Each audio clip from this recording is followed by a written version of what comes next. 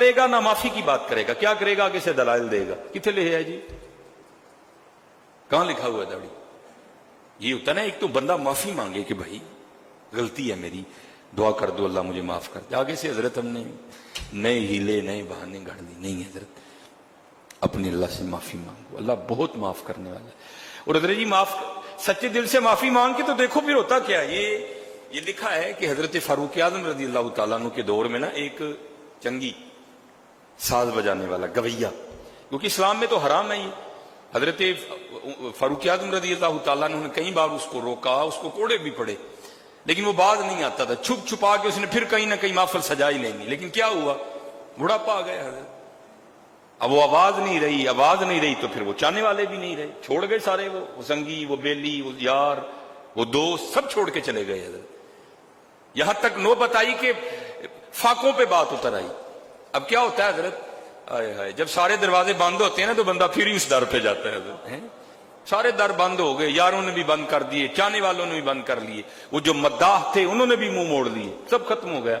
تو کیا کیا, وہ جو ہے نا وہ جنت البقیع شریف میں آیا اور لیٹ کے نا ایک درخت کی چھاؤں میں تو اپنے اللہ کو پکارتا ہے. کیا شیطان نے کہا, جب تک ان کے جسموں میں روح باقی ہے میں بھٹکاتا رہوں گا.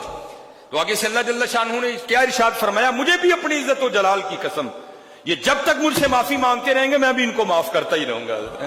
ٹوٹ گیا نا سارا. اب آ کے لیٹا جنت البقیع شریف میں ایک درخت کے نیچے.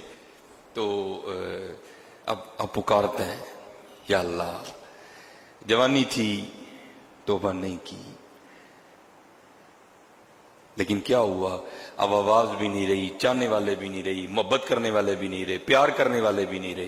اب تو حال یہ ہے کہ میرے رب کریم کئی دنوں کا بھوکا ہوں, آیا تو لیٹ ہوں, آنا جوانی میں چاہیے تھا, آیا تو لیٹ ہوں لیکن آ تو گیا ہوں, اے میرے رب مجھے بخش دے. وہ لکھا ہے کہ وہ کہتے کہتے نا مناجات کرتے کرتے سو گئے. اب حضرت فاروق اعظم رضی اللہ تعالیٰ عنہ بھی اپنے گھر میں سوئے تھے. خواب میں حکم آیا کہ قبرستان میں فلاں جگہ ہمارا ایک دوست لیٹا ہے اور بھوکا ہے, جا اس کے لیے کھانا لے کے جا. اب حضرت امیر المومنین حضرت سیدنا عمر بن خطاب رضی اللہ تعالیٰ عنہ اٹھے, آپ نے کھانا بنوایا اور لے کر قبرستان میں گئے. اب جب قبرستان میں پہنچے نا تو پورے قبرستان میں اس کے علاوہ تھا ہی کوئی نہیں, اور وہ تو گویا تھا, وہ تو گانا گانے والا تھا.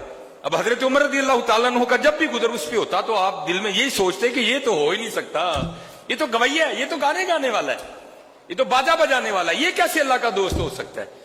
بڑا تلاش کیا لیکن ملا ہی نہیں.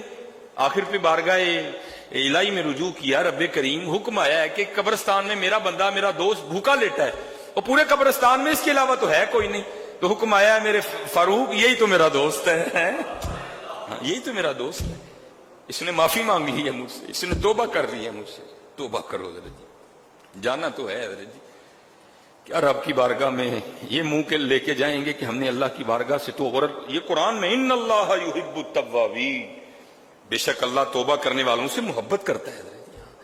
توبہ کرو حضرت جی, نماز کی پابندی کرو, نماز کی پابندی کرو حضرت جی, اور داڑھی شریف رکھو حضرت, قرآن کریم کھولو, اپنے رب کا ذکر کرو, اپنے والدین کی بے ادبی کرو حضرت, اپنے بچوں کی تربیت خود بھی آؤ اور اپنے بچوں کو بھی لے کے آؤ حضرت. یہ سب سے زیادہ جو فون پہ لوگ بات کرتے ہیں اور ویسے بھی آ کے پوچھتے ہیں, حضرت جی اے بچے نو کو ذرا پھونکتے مارو, غصہ بڑا کرتا ہے. چلو ہم دم کر دیتے ہیں, لیکن حضرت جی چلو سارے ہمیں ایک بات آپ سب نے مجھے بتانی ہے.